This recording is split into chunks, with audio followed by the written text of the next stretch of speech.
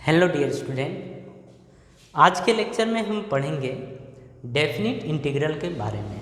ठीक है कि डेफिनिट इंटीग्रल होता क्या है और डेफिनिट इंटीग्रल का यूज़ क्या होता है, हमें इन चीज़ों के बारे में पढ़ना है। ठीक है, इसके प्रीवियस लेक्चर में हमने इनडेफिनिट इंटीग्रल के बारे में पढ़ा था और इनडेफिनिट इंटीग्रल में जो चीज़ें पढ़ा था उसी को यहाँ पे यूज़ करेंगे, या हम ऐसा बोल सकते हैं कि जिस तरीके से इनडेफिनिट इंटीग्रल था उसी तरीके से डेफिनिट इंटीग्रल भी होगा, थोड़ा सा बस वेरिएशन होता है। ठीक है, मतलब थोड़ी सी कुछ एक्स्ट्रा चीज़ें होंगी जो इनडेफिनिट इंटीग्रल को डेफिनिट इंटीग्रल में कन्वर्ट करेंगी। ठीक है, तो चलिए शुरू करते हैं आज का लेक्चर। और आज हम पढ़ने वाले हैं डेफिनिट इंटीग्रल के बारे में।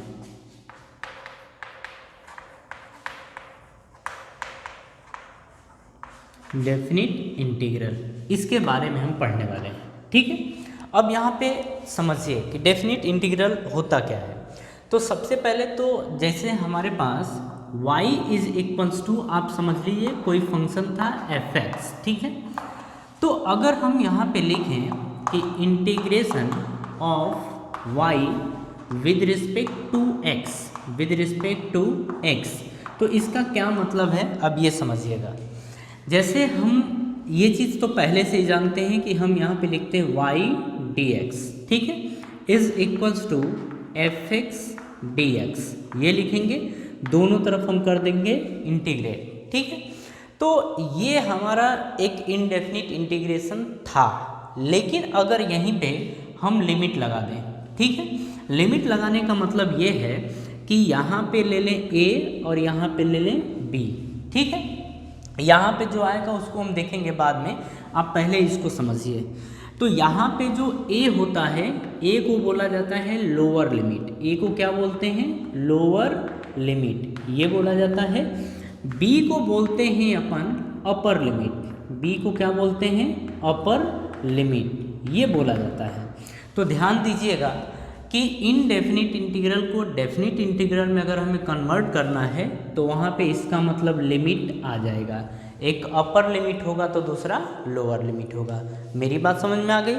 चलिए अब इसी पे बेस्ड क्वेश्चन करते हैं। हमारा जो थ्योरी था इसके अंदर का वो बस इतना ही था, इतना ही चीज़ें हमें समझना होता है कि इनडेफिनिट इंटीग्रल में अपने को लिमिट देखने को नहीं मिलता था, लोअर लिमिट अपर लिमिट, लेकिन डेफिनिट इंटीग्रल के अंदर यही लोअर लिमिट और अपर लिमिट आ जाता है। मतलब अपर लिमिट और लोअर लिमिट आने के कारण इनडेफिनिट इंटीग्रल डेफिनिट इंटीग्रल में कन्वर्ट हो जाता है। खैर इतनी बात तो समझ में आ गई।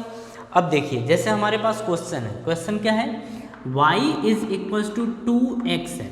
ठीक है, यहाँ पे बोल रहा है कि आप लिमिट ले लीजिए, लिमिट है आपका a इज इक्वल्स टू 1 से लेके b इज इक्वल्स टू 2 तक, मतलब ये हमारा लोअर लिमिट है और ये हमारा अपर लिमिट है, और इसको इंटीग्रेट करना है, इंटीग्रेट करके इसकी वैल्यू निकालनी है। तो देखिए जब हम इसको इंटीग्रेट करेंगे तो आप ध्यान से समझिएगा, ये आएगा 2x, ठीक है, 2x और ये dx ये आएगा। इधर वाले पोर्शन को आप ध्यान नहीं भी देंगे तब भी चल जाएगा, क्योंकि इधर वाले पोर्शन का कोई मतलब नहीं निकल के आएगा। लोअर लिमिट की बात कर रहे हैं तो लोअर लिमिट a के प्लेस पे 1 है और b के प्लेस पे आपका 2 है, तो हो गया। अब सिंपली इसको इंटीग्रेट करिए तो देखिए 2x का जो इंटीग्रेशन होता था वो होता क्या था, 2 कांस्टेंट है, बाहर आ जाता था, अंदर x है, तो x को हम करते थे इंटीग्रेट, तो देखिए 2 बाहर, x का इंटीग्रेशन होता था x की पावर 1, क्योंकि 1 तो पहले से था, प्लस 1 अपॉन 1 प्लस 1 ये होता है। मतलब ये आ जाता है 2x² बाई 2, यानी 2 से 2 कैंसिल, आ जाता है x² के बराबर। यानी कि जब हम इसको इंटीग्रेट करते हैं इतने पोर्शन को, तो इसका इंटीग्रेशन आता है x²। ठीक है, इसको हम यहाँ कर लिए हैं, यही चीज़ यहाँ फिर कॉपी कर दे रहे हैं बस समझने के लिए। ठीक है, तो 2x dx का इंटीग्रेशन x² आ गया। अब लिमिट की बात कर रहे हैं तो देखिए एक अपने तरफ से बनाते हैं बड़ा कोष्टक, ठीक है, तो यहाँ पे ये ब्रैकेट हमने बना दिया। अब लिमिट को, लोअर लिमिट यहाँ रखी जाती है और अपर लिमिट यहाँ रखी जाती है, तो लोअर लिमिट 1 है, अपर लिमिट 2 है। ये बात समझ में आ गई। अब देखिए ये अपर लिमिट और लोअर लिमिट यहाँ पे पुट किया जाता है, मतलब ये जो वैल्यू है ये वैल्यूज़ यहाँ पे पुट की जाती हैं। और कैसे करते हैं, देखिए सबसे पहले हम अपर लिमिट को रखते हैं फिर लोअर लिमिट को रखते हैं, लेकिन रखने का तरीका क्या है वो देखिए। जैसे एक्स स्क्वायर के प्लेस पे हम 2 पुट करेंगे तो 2 स्क्वायर, बीच में माइनस आता है। जब भी हम लिमिट रखते हैं तो बीच में माइनस आता है। तो एक बार हमने 2 का स्क्वायर हो गया और फिर 1 का स्क्वायर, यानी x के प्लेस पे 1 रखेंगे तो 1 का स्क्वायर। देखिए 2 2 जा कितना हो जाएगा 4 माइनस 1 यानी आ जाएगा 3, और यही हमारा आंसर होता है। बात समझ में आ गई। अब देखिएगा यहाँ पे हम डेफिनेट इंटीग्रल की बात करते हैं, वहाँ पे प्लस सी नहीं आता है। ठीक है, चलिए अब नेक्स्ट क्वेश्चन की अपन बात करेंगे कि नेक्स्ट क्वेश्चन हमारा क्या है। खैर अगर इसमें आपको कोई डाउट नहीं होना चाहिए, अगर थोड़ा बहुत डाउट अगर रह गया होगा तो चलिए यहाँ उसको ख़त्म कर देते हैं। देखिए यहाँ पे दिया है हमें y इज इक्वल्स टू, ऐसे दिया है, आप इसको ऐसे भी रख सकते हैं 3x स्क्वायर dx, और लोअर लिमिट 0 है अपर लिमिट 2 है, ये दिया गया है। ठीक है, अब समझिए यहाँ पे सबसे पहले हम इसको इंटीग्रेट करेंगे, तो इसको इंटीग्रेट करेंगे 3x स्क्वायर dx को, तो देखिए कांस्टेंट था बाहर आ जाएगा, x स्क्वायर का इंटीग्रेशन होता है x की पावर 2 प्लस 1 अपॉन 2 प्लस 1, ये होता है। अब देखिए यहाँ पे ये आ जाएगा 3x की पावर 3 अपॉन 2 1 3, तो 3 अपॉन 2 प्लस 1 इज 3 से 3 कैंसिल हो गया, तो यहाँ पे आ गया x की पावर 3, यानी कि 3x स्क्वायर का इंटीग्रेशन होगा x की पावर 3। बात समझ में आ गई। तो इसका मतलब कि इसका इंटीग्रेशन वो है, तो आप पुट कर लीजिए x की पावर 3। अब यहाँ पे lower limit is 0 upper limit is 2, ये है। अब यहाँ पे देखिएगा सबसे पहले अपर लिमिट पुट करते हैं, यानी 2 की पावर 3 माइनस लोअर लिमिट यानी 0 की पावर 3, तो देखिए 2 की पावर 3 8 माइनस 0, यानी इसकी वैल्यू कितनी आ जाएगी 8, यही हमारा आंसर है। तो ये भी समझ में आ गया कि किस तरीके से ये हमने सॉल्व किया है। ठीक है, चलिए इसके बाद कुछ क्वेश्चंस की और बात हम करते हैं। अगर फिर भी डाउट रह गया तो यहाँ पे डाउट पूरी तरह ख़त्म कर लीजिएगा। ठीक है, चलिए देखिए यहाँ पे हमारा नेक्स्ट क्वेश्चन है y इज इक्वल्स टू, यहाँ पे लिमिट दिया गया है हमारा 0 से 1 तक। ठीक है, और ये है 3x square minus 2x plus 1। ये देखिए आपको एकदम से लग रहा होगा जैसे हम इनडेफिनिट इंटीग्रल पढ़ रहे हैं। ठीक है, मतलब सेकेंड थर्ड लेक्चर में जो हमने पढ़ा था लग रहा है वो चीज़ें पढ़ रहे हैं। अब यहाँ पे देखिए इसको इंटीग्रेट करने के लिए कैसे करते हैं आप वो समझ लीजिए। y इज इक्वल्स टू, इसको अलग अलग स्प्लिट करेंगे, मतलब 3x स्क्वायर dx, लिमिट जो है वही रखेंगे 0 से 1, बीच में है माइनस तो यहाँ पे माइनस, फिर ये 2x dx, बीच देखिए लिमिट 0 से 1, बीच में प्लस है तो प्लस 1, और ये dx लिमिट 0 से 1, ये रहा। ठीक है, अब देखिए यहाँ पे 3x की पावर 3, तो 3 तो ठीक है, x की पावर 2, x की पावर 2 का इंटीग्रेशन होगा x की पावर 2 प्लस 1 अपॉन 2 प्लस 1। क्या इसका इंटीग्रेशन यही होगा? बिल्कुल यही होगा, बीच में माइनस तो माइनस। अच्छा लेकिन लिमिट लगाते चले अपन, तो लिमिट यहाँ पे 0 से लेके 1 तक है। ये इसका इंटीग्रेशन की बात करते हैं तो ये 2 रहा। ठीक है, x की पावर 1 है तो हम लिखेंगे x की पावर 1 प्लस 1 अपॉन 1 प्लस 1, ये रहा। फिर लिमिट अपन लगा देते हैं 0 से लेके 1 तक, बीच में प्लस है। ठीक है, अब देखिए इसका हमने आपको समझाया था कि 1 dx हो तो इसका इंटीग्रेशन देखिए 1 के प्लेस पे हम x की पावर 0 भी लिख सकते हैं। ठीक है, अब x की पावर 0 का इंटीग्रेशन x की पावर 0 प्लस 1 अपॉन 0 प्लस 1 यानी आ जाएगा x के बराबर। ठीक है, इसका मतलब इसका इंटीग्रेशन होगा x और ये लिमिट लगा देंगे 0 से लेके 1 तक। ठीक है, अब समझिएगा 2 प्लस 1 इज 3 से 3 कैंसिल, 1 1 2, 2 से 2 कैंसिल, ये हो गया। अब यहाँ पे हमारा बचा क्या, x की पावर 2 प्लस 1 इज 3, ये लिमिट 0 से लेके 1 तक, बीच में माइनस, x की पावर 2 लिमिट है 0 से लेके 1 तक, फिर प्लस। अब यहाँ पे जैसा है वैसा अभी रख देते हैं अपन 0 से लेके 1 तक, ठीक है। अब देखिए यहाँ पे हम लिमिट वगैरह रखें तो देखिए क्या मिलता है यहाँ से। अब देखिए x की पावर 3 है और ये लिमिट है, तो x के प्लेस पे पहले 1 पुट करेंगे तो ये आ जाएगा 1 की पावर 3 माइनस। अब 0 पुट करेंगे तो 0 की पावर 3, एक तो ये बन गया, बीच में माइनस तो ये माइनस। अब यहाँ देखिएगा x की पावर 2 है तो x की पावर 2, x के प्लेस पे 1 पुट करेंगे तो यहाँ पे 1 का स्क्वायर माइनस ये 0 पुट करेंगे तो 0 का स्क्वायर, ये आ गया। बीच में प्लस है तो प्लस ये। अब 1 तो x के प्लेस पे 1 पुट करेंगे तो 1 माइनस x के प्लेस पे 0 पुट करेंगे तो ये 0, ये रहा। अब देखिए 1 की पावर 3 इज़ 1, बीच में माइनस, 1 की पावर 2 इज़ 1, फिर प्लस 1, यानी कि ये और ये आपस में कैंसिल हो गए, बचा आपका आंसर 1 और यही हमारा फाइनल आंसर है, ठीक। कहीं पे भी डाउट आपको हो नहीं रहा है ना, कोई दिक्कत नहीं। चलिए कॉपी कर लीजिए आप लोग। तो देखिए डेफिनेट इंटीग्रल में खैर हम इतना ही रहने देते हैं, इससे ज़्यादा पढ़ने की हमें खैर अभी ज़रूरत नहीं है, ठीक है। तो सभी लोग ध्यान रखिएगा डेफिनेट इंटीग्रल को कैसे सॉल्व किया जाता है, तो ये हमने तरीका सीखा है, ठीक है। अब इसके बाद आप हेडिंग लिखिए, इसमें हम कुछ और प्रॉपर्टीज़ पढ़ेंगे, ठीक है। तो हेडिंग आप लिखिए, हेडिंग है आपका properties of definite integral, properties of definite integral, ये हमारी प्रॉपर्टी है, ठीक है। चलिए अब यहाँ पे देखिए फर्स्ट प्रॉपर्टी क्या है वो देख लेते हैं। यहाँ पे दिया गया है JF(x), ठीक है, ये दिया गया है। फिर प्लस में दिया गया है KGX, ये दिया गया है। अब यहाँ पे लिमिट है A से लेके B तक। अब समझिएगा यहाँ पे हम ये बोल देते हैं कि जो J और K है ये कांस्टेंट है, J और K क्या है, कांस्टेंट, ठीक है, और ये भी कांस्टेंट है और ये लिमिट है।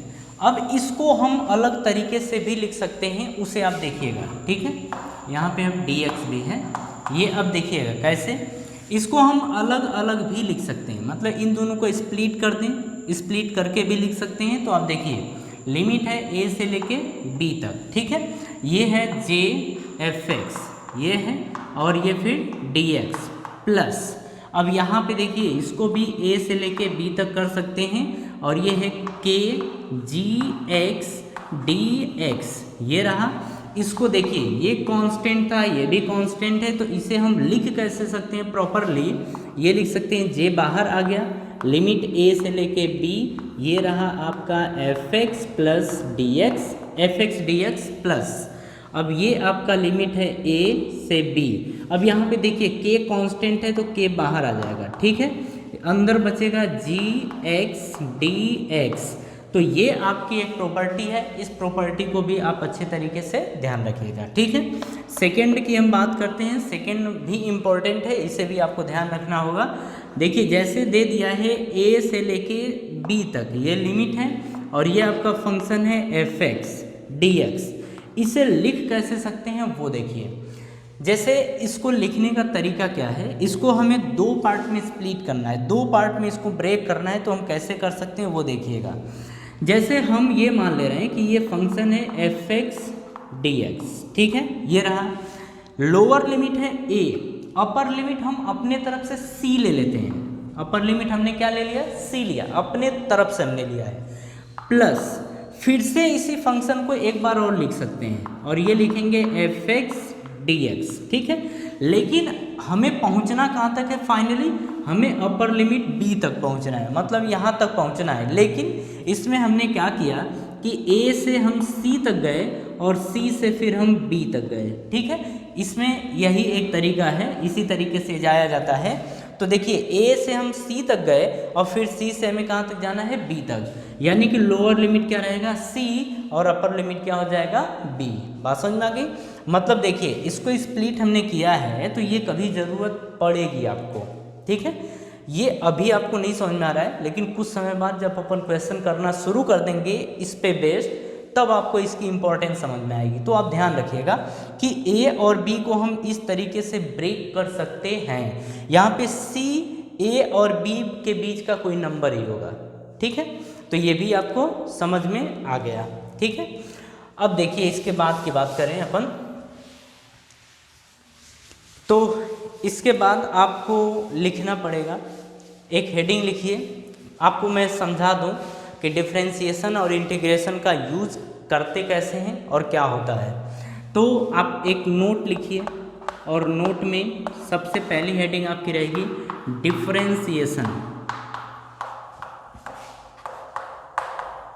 डिफरेंशिएशन, ठीक है, ऐसे डैश करके लिखिए और लिखिए डिफरेंशिएशन से हमें, लिखिए डिफरेंशिएशन से हमें उस फंक्शन का स्लोप मिलता है। डिफरेंशिएशन से हमें उस फंक्शन का स्लोप मिलता है। डिफरेंशिएशन से हमें उस फंक्शन का स्लोप मिलता है। ये आपने लिख लिया। चलिए ये भी आपको बाद में कुछ समय बाद समझ में आएगा। मतलब कुल मिला के ये है कि अगर कोई फंक्शन है f(x), ठीक है, अगर इस फंक्शन को हम डिफरेंशिएट कर दें तो इस फंक्शन का हमें स्लोप मिल जाता है, ठीक है। मतलब इसको डिफरेंशिएट करने के बाद हमें क्या मिलता है, स्लोप मिलता है। बात समझ में आ गई। अभी इसको समझिएगा। सेकंड आप लिखिए इंटीग्रेशन। इंटीग्रेशन, अब इसमें आप डैश करके लिखिए। लिखिए इंटीग्रेशन से हमें उस फंक्शन का, इंटीग्रेशन से हमें उस फंक्शन का एरिया मिलता है। इंटीग्रेशन से हमें उस फंक्शन का एरिया मिलता है। मतलब अगर कोई फंक्शन f(x) है, ठीक है, और इसको अगर हम कर दें इंटीग्रेट, इसको अगर कर दें इंटीग्रेट, तो हमें यहाँ से एरिया मिल जाएगा। मतलब उस फंक्शन का एरिया हमें मिल जाएगा। ये चीज़ समझ में आ गई। चलिए ठीक है, अब इन्हीं चीज़ों को अपन समझते हैं, ठीक है। तो चलिए फर्स्ट, अब फिर से आप STD करके लिख लीजिए। कुछ स्टैंडर्ड पॉइंट इस तरीके से आपके आते रहेंगे। जैसे देखिएगा, हमें कोई ग्राफ दे दिया गया है। ये ग्राफ है x एक्सिस और ये है y एक्सिस, ठीक है। यहाँ पे समझिए ग्राफ ये दिया गया है। अब इस ग्राफ का एरिया निकालना है, लेकिन हमें ये बोल रहा है कि यहाँ पे x = a है और यहाँ पे x = b है। तो a से b के बीच का जो एरिया है वो कैसे आप कैलकुलेट करेंगे। तो देखिए ये जो ग्राफ दिया गया है, ये ग्राफ का जो इक्वेशन है, इस ग्राफ का जो इक्वेशन है वो f(x) है, ठीक है। तो अब समझिए कि ग्राफ का इक्वेशन है f(x), मतलब f(x) एक फंक्शन है। इस फंक्शन का हमें एरिया कैलकुलेट करना है, लेकिन यहाँ पे जो लिमिट है वो लोअर लिमिट a है और अपर लिमिट b है। मतलब a से लेके b तक हमें इसका एरिया कैलकुलेट करना है। तो हम कैसे कैलकुलेट करेंगे, तो देखिएगा जैसे ही हमें एरिया कैलकुलेट करना पड़े तो हम कहेंगे कि इस फंक्शन को इंटीग्रेट कर दीजिए। मतलब आप f(x) को इंटीग्रेट कर दीजिए with respect to dx, with respect to x, ठीक है। लेकिन अभी हमें एरिया नहीं मिला। एरिया कब मिलेगा, जब हम लिमिट रख देंगे। तो यहाँ पे लिमिट रख देंगे a और अपर लिमिट हो जाएगी b। तो जब किसी फंक्शन का एरिया कैलकुलेट करना हो तो इस तरीके से एरिया कैलकुलेट किया जाता है और वहाँ पे लोअर लिमिट और अपर लिमिट रखने की ज़रूरत पड़ती है। बात समझ में आ गई।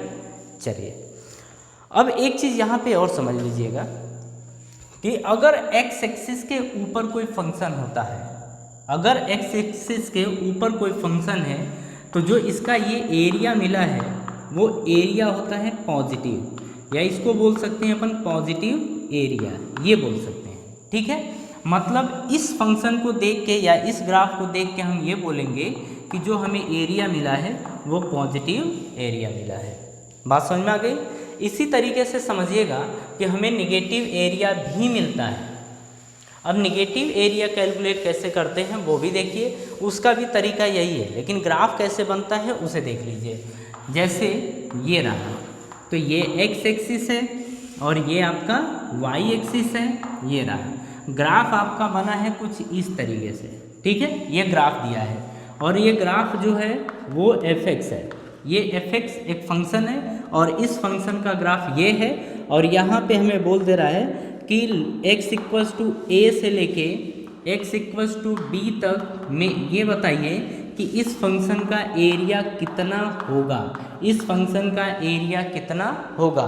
तो देखिए इसको भी निकालने का तरीका यही है कि जब हम इसका एरिया कैलकुलेट करेंगे तो इस फंक्शन को हम कर देंगे इंटीग्रेट, इस फंक्शन को हम कर देंगे इंटीग्रेट, लिमिट रख देंगे a से लेके b तक। तो देखिए जब इसको अपन इंटीग्रेट करेंगे और जो एरिया मिलेगा वो एरिया मिलेगा निगेटिव। निगेटिव मिलने का कारण ये है कि ये जो ग्राफ है ये x एक्सिस के नीचे है, तो x एक्सिस के नीचे अगर कभी भी ग्राफ बनेगा तो वो निगेटिव ग्राफ होगा, ठीक है, मतलब उसका एरिया जो मिलेगा वो निगेटिव मिलेगा। बात समझ में आ रही है। लेकिन अगर x एक्सिस के ऊपर कोई ग्राफ बनता है तो उसका एरिया आता है पॉजिटिव। सारी चीज़ें समझ में आ गई, ठीक है। चलिए अब आप लिखिए नोट। नोट में कुछ पॉइंट्स हैं, उन पॉइंट्स को आप लिख लीजिए ताकि आपको ये पूरा का पूरा मतलब कि सब कुछ समझ में आ जाए, ठीक है। चलिए लिखिए नोट में first point, if the curve lies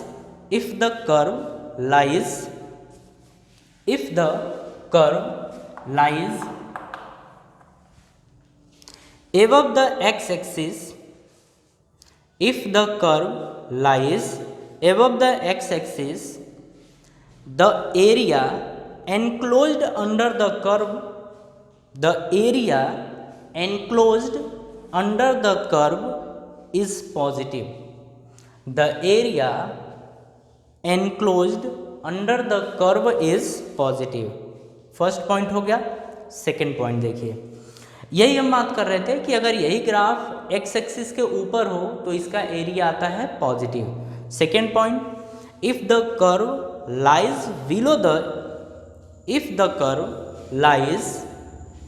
the x axis, if the curve lies below the x-axis, the area enclosed by the curve is negative. The area enclosed by the curve is negative. ठीक है, हो गया।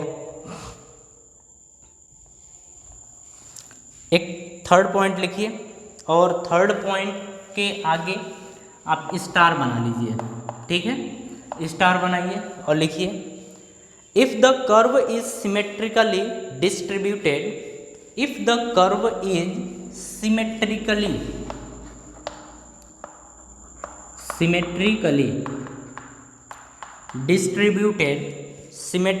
distributed above the x-axis,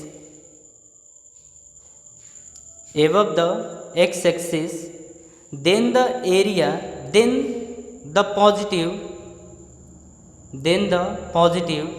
and negative area enclosed by the curve, then the positive and negative areas enclosed by the curve will be cancelled।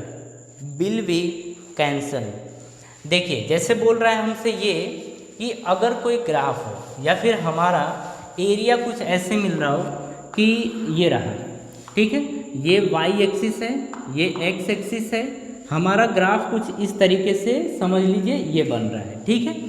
तो ये जो area मिलेगा, मान लीजिए a से लेके b तक और b से लेके c तक, ठीक है, और ये दोनों सिमेट्रिकल है, मतलब अगर इसका एरिया मान लेते हैं हम कि 5 स्क्वायर मीटर है या 5 मीटर का स्क्वायर है, इसका भी एरिया 5 मीटर का स्क्वायर है, ठीक है, हम ऐसा मान लें। तो देखिए ये एरिया x एक्सिस के ऊपर होने के कारण पॉजिटिव है, ये एरिया x एक्सिस के नीचे होने के कारण निगेटिव है, तो दोनों आपस में कैंसिल होके 0 के बराबर आ जाएंगे, मतलब एरिया इनका कैंसिल हो जाएगा, ठीक है।